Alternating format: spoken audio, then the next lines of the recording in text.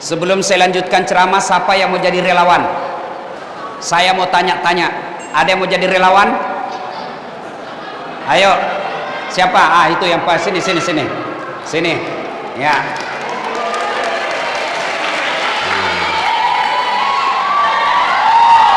Oke. Siapa namamu, Dek? Adit. Adit. Nama lengkap? Muhammad Nur Aditya. Muhammad Nur Aditya. Belum ada lengkapnya itu, belum ada bapakmu di dalamnya. Muhammad Nur Aditya, Pak, itu doang namanya. Oh, bapak siapa namanya? Budi Rahmat, Pak. Oh, iya, oke. Nah, saya cuma minta, berapa bapakmu bersaudara? 13. Allahu Akbar, 13. Ibumu berapa bersaudara? 6. Nah, sekarang dari yang 13 bersaudara itu, apakah semua sama pekerjaannya? Beda. Nah, ada yang kaya sekali kan? Ada. Ada juga yang pengangguran. Ada. Nah, ibumu yang 6 bersaudara, semua juga beda pekerjaan. Beda. Dapat suami yang berbeda-beda juga. Beda. Ada yang pengusaha. Ada. Nah, coba sebut yang 6 itu. Suaminya, pamanmu. Namanya, Pak. Nggak usah namanya, pekerjaannya saja. Yang satu kemarin pekerjaan bahasa pengangguran. Yang satu lagi? Satu lagi Berkebun. Satu lagi? Berkebun juga. Satu lagi? pengusaha oleh. Pengusaha walet. 4, 5. Kelimanya supir truk, Pak. Sopir truk. Satu lagi? Satunya masih pengangguran bekerja. Nah, coba lihat. Terima kasih. Adit, makasih. Ya. Siapa lagi mau jadi relawan? Siapa lagi mau jadi relawan? Ayo, siapa lagi? Ah, cewek. Ya. Siapa mau jadi relawan? Ayo. Siapa? Mana? Ah, itu sana. Nah. Sini. Jadi relawan. Ayo. Oke. Siapa namanya, Dek? Siapa? Oke. Ini pakai ini, Dek. Ya. Nah, Bapak berapa bersaudara? 3. Ibu? 5. Yang Bapak bersaudara 3 itu apa pekerjaannya? 1. Pertama ya saya Ayahnya tentara. Kalau saya Nah, kerja di mall. kerja di mall. 3? Yang ketiga teman saya kerja di bank. Hah? Kerja di bank. Terus ibu berapa bersaudara? 5. Yang pertama ibunya. Enggak. Oh iya. Yang pertama Pak D saya. Pak D. Kerja? PNS. Ya. Yang kedua? Yang kedua PNS juga. PNS. 3? Yang ketiga saya Pengangguran. 4? Ibu rumah tangga. Berumah tangga. 5? Kalau saya ada juga. Nah. Sudah cukup. Terima kasih deh ya. Oke. Nah, cukup. Adik-adik sekalian, siapa? Adit. Tadi itu ibunya bersaudara 6. 5. Bapaknya bersaudara 13. Demi Allah dan Rasulnya, waktu kecil keluarnya satu rahim. Satu bapak, satu ibu, tinggal di rumah yang sama, diberi makan yang sama. Tapi setelah besar, ada yang jadi orang berhasil, ada juga yang tidak berhasil. Ya, sama dari rahim ibunya, sama makannya, sama kamarnya bisa jadi, sama bapaknya, sama ibunya, sama cara mendidiknya. Tapi ada yang berhasil jadi tentara, ada juga yang jadi pengangguran. Begitu juga kalian. Begitu juga kalian ini. Sama bapakmu, sama ibumu, sama anak-anak mapan. Karena yang hadir semua ini orang-orang kaya nih bapakmu toh. Iya.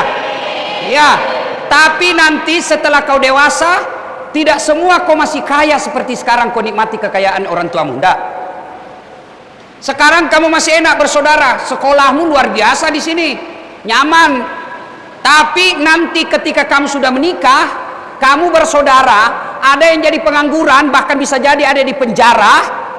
Ada yang jadi hebat tergantung persiapanmu. Kalau kamu punya persiapan yang baik, insya Allah sekarang kamu nyaman, 20-30 tahun yang akan datang kamu tetap nyaman.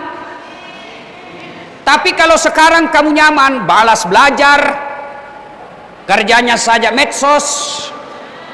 Hai guys.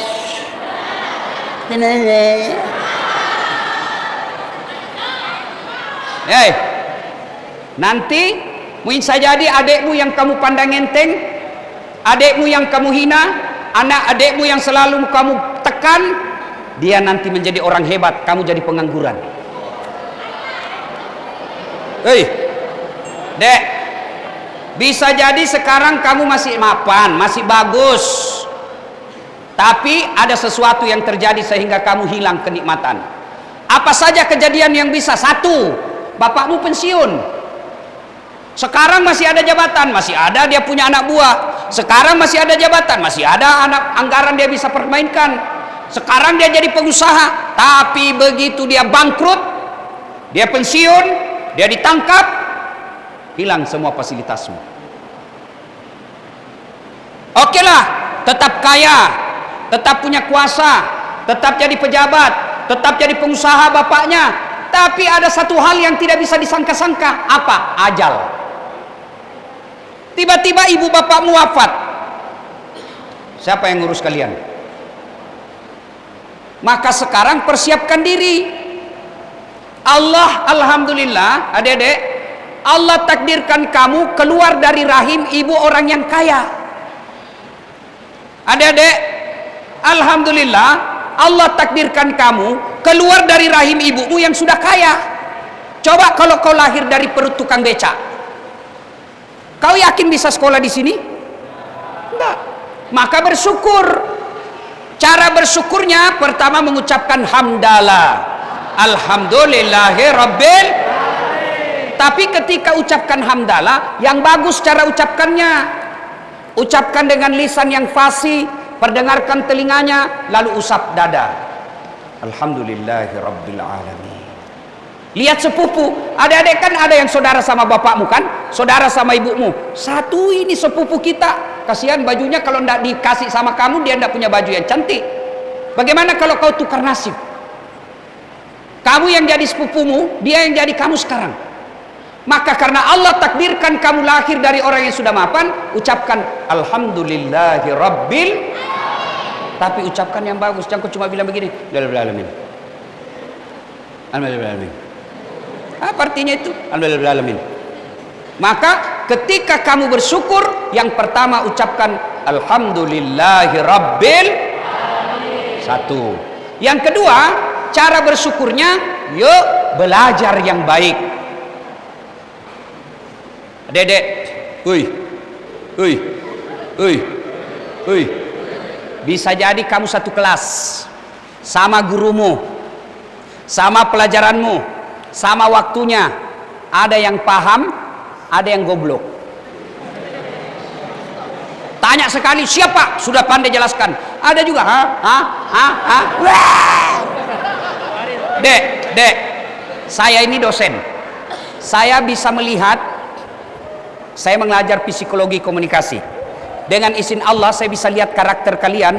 Oh ini dia jadi pemimpin nanti insya Allah. Oh ini ya ini beleng-beleng ini. Bukan ini, bukan. Maksud saya ya.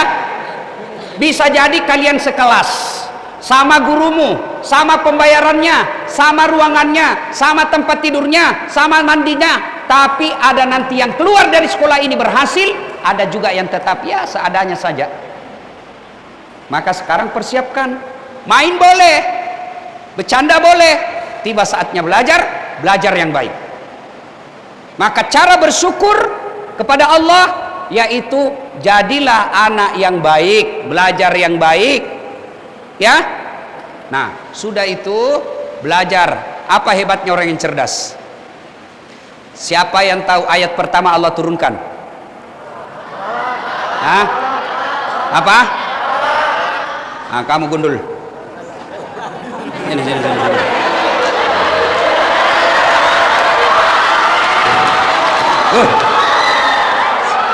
Siapa namamu, Dek? Hah? Ajis. Ajis dari mana asalmu, Ajis? Dari Cikarang, Pak. Cikarang. Rupa-rupanya Ajis banyak fansmu di sana. Wih. Ajis kelas berapa? Nah, sekarang surah pertama yang Allah turunkan. Hah? Bisa bacakan sampai ayat 5. Iqra.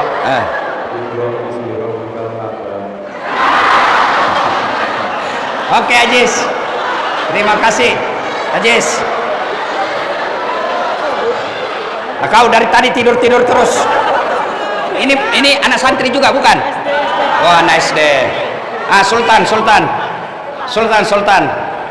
Sini.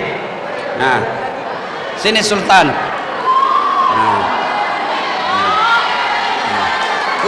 Banyak juga fansmu Sultan. Nah, ayo Sultan. Surah yang Allah pertama turunkan. Al-Alaq 1 sampai 5. Ayatnya coba bunyi. Iqra bismi rabbikal ladzi khalaq, khalaqal insana min 'alaq. Iqra wa rabbukal akram alladzi 'allama bil qalam, 'allamal insana ma lam ya'lam. Alhamdulillah. Oke, Sultan. Mudah-mudahan kau betul-betul jadi sultan nanti. Amin. Ah, kamu sekarang ini sini. Siapa namamu? Sini. Sini. Ah. Nah, siapa namamu? Raja. Ah. Ya. Tadi namanya Sultan. Sekarang Raja. siapa? Raja. Ini Sultan dengan Raja sepupu sekali. Ya, bapaknya si Sultan dengan bapaknya Raja saudara. Kenapa Ustaz tahu? Saya kenal baik keluarganya. Ya. Sama-sama orang Bugis. Nah, Raja, tahu ndak artinya itu tadi, Dek? Bacalah. Nah, coba. Nah. Yang lain nggak tahu, Ustaz. Oh, cuma itu. Bacalah. Bismi rabbikal ladzi khalaq. Oke, sudah Raja. Mudah-mudahan kau raja betul ya. Amin. Adik-adik sekalian, ayat pertama yang Allah turunkan bukan perintah puasa, bukan perintah haji, bukan perintah zakat, bukan perintah sholat, tapi perintah apa? Membaca. Itu berarti belajar itu dalam Islam sangat penting. Belajar, Iqra, baca apa saja. Baca ilmu matematika, ilmu biologi, aritmatika, astronomi, dan lain sebagainya. Ilmu biologi, ilmu komunikasi, ilmu fisika, semua kau baca. Baca semua. Dengan catatan, Bismi rabbikal ladzi khalaq, atas nama Tuhanmu. Jadi belajar ilmu matematika atas nama Tuhanmu. Belajar ilmu kedokteran atas nama Tuhanmu. Banyak orang belajar di Amerika, di Eropa, mereka belajar antariksa, mereka belajar ilmu kelautan, mereka belajar ilmu kehutanan, tapi bedanya di sekolah ini Bismi rabbikal ladzi khalaq. Belajar ilmu apa saja di sekolah ini, alhamdulillah, bukan cuma pintar, tapi membesarkan nama Tuhanmu. Dan orang yang belajar mengangkat harkat dan martabat agamanya, belajar karena Allah, maka Allah janjikan maqaman mahmuda, saya angkat derajatnya. Orang yang punya ilmu diangkat derajatnya oleh Allah. Ketika Allah Subhanahu wa taala berfirman, Bismillahirrahmanirrahim, yarfa'illahu alladhina amanu minkum walladzina utul ilma darajat. Allah mengangkat beberapa derajat di antara kalian, orang yang beriman dan berilmu pengetahuan. Mana contohnya? Tahu Pak Anies Rashid Baswedan, Gubernur Jakarta, kemana-mana dikawal. Kenapa dikawal? Karena jadi gubernur. Kenapa jadi gubernur? Karena dia cerdas. Maka kalau kalian jadi orang cerdas, kalian akan dijaga oleh negara. Tapi kalau punya uang saja, uang setengah mati kamu jaga. Tapi kalau kamu cerdas, negara yang jaga kamu. Itu kelebihan harta, kelebihan ilmu dibanding harta.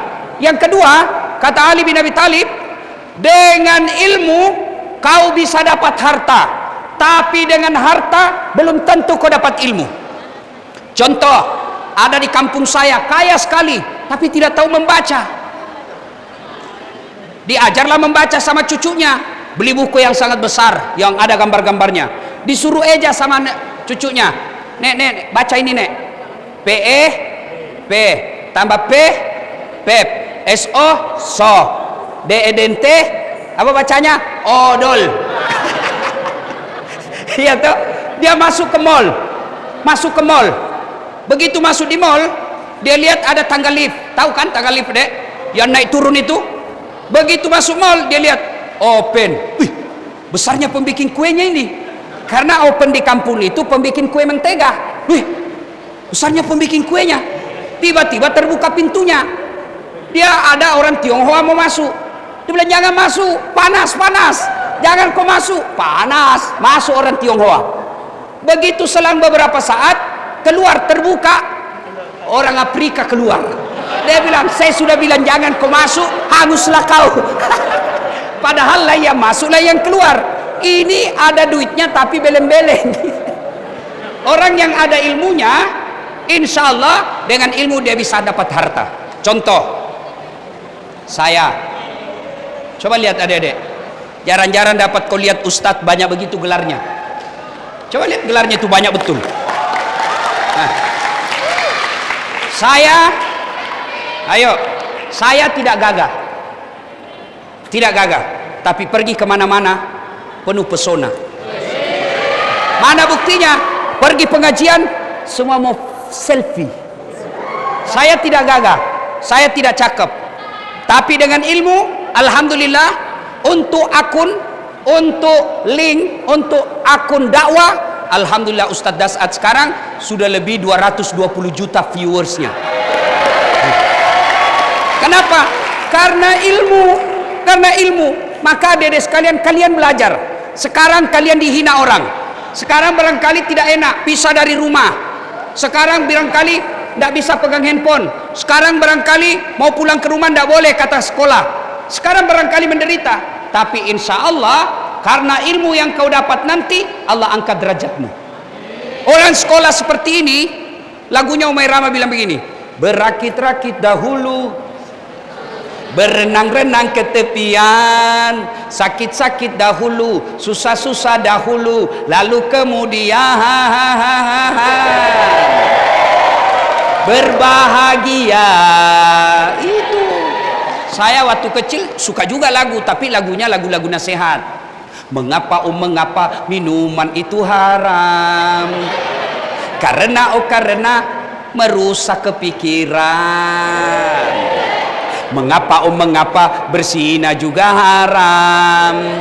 Karena itu cara binatang. Mengapa semua yang asik-asik itu diharamkan? Mengapa semua yang enak-enak juga diharamkan? Jawabannya itulah perangkap setan, umpannya ialah bermacam-macam kesenangan. Itu setan. Itu lagu zaman dulu. Sekarang lagunya anak-anak sekarang, pulang-pulangku berbadan dua. Nah, ayo adik-adik sekalian, keutamaan ilmu yang kedua, ilmu kau bisa dapat harta, tapi dengan harta belum tentu dapat ilmu. Yang ketiga, kelebihan ilmu, dengan ilmu kau belanjakan bertambah, sementara harta kau belanjakan berkurang. Itulah sebabnya betapa pentingnya ilmu pengetahuan ini. Maka Rasulullah pernah menjelaskan, man arada dunya fa alaihi bil ilmi, wa man arada al akhirat fa alaihi bil ilmi, wa man aradahuma fa alaihi bil ilmi. Siapa yang menghendaki dunianya dengan ilmu pengetahuan, siapa yang menghendaki akhiratnya dengan ilmu pengetahuan, siapa yang menghendaki dunia dan akhiratnya dengan ilmu pengetahuan. Yang ketiga, wasiat buat kita semua adik-adik, setelah belajar, ini yang penting lagi, birrul walidain, berbuat baik sama orang tua. Adik-adik, ini cewek nih, jangan sampai kamu lebih sopan sama cowokmu daripada bapakmu.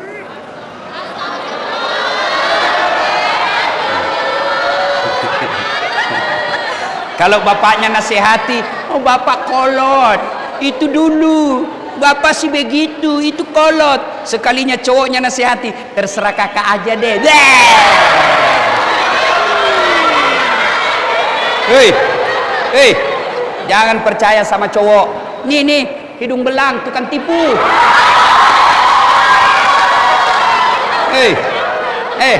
Kalau dia kirim dia WhatsApp kamu, gunung kan kudaki, lautan ku seberangi, masjid kau lewati, pret. Dek,